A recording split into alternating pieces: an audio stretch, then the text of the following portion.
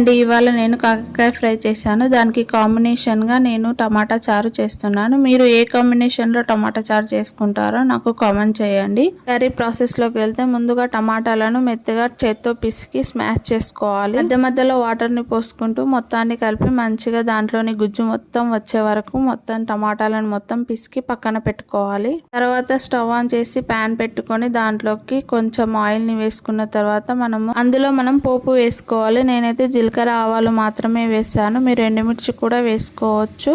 తర్వాత కరివేపాకు కూడా వేసి మూత పెట్టాను చిట్లకుండా. తర్వాత మూత తీసిన తర్వాత దాంట్లోకి మనం ప్రిపేర్ చేసుకున్న టమాటా రసంని వేసుకోవాలి. దాంట్లోనే అల్లం, పసుపు, కారం, ఉప్పు కూడా వేసుకొని మంచిగా మిక్స్ చేసుకోవాలి. అంతా కలిసాక మూత పెట్టి కొద్దిసేపు ఉడికించాలి. ఈలోపు మనం గ్లాస్ తీసుకొని దాంట్లోకి వెల్లుల్లి, జీలకర్ర వేసి కచ్చాపచ్చాగా దంచుకోవాలి. దాన్ని మనం మల్లుతున్న టమాటా చారులో వేసుకొని మంచిగా మిక్స్ చేయాలి. ఈ చారుకి ఇదే మంచి ఫ్లేవర్ని ఇస్తుంది అనమాట. కొద్దిగా ఉడికిన తర్వాత దాంట్లోకి కొత్తిమీర, ధనియాల పొడి వేసుకొని ఒక 2 మినిట్స్ మరలనిచ్చామంటే మనకు టేస్టీగా టమాటా చారు రెడీ అయిపోతుంది.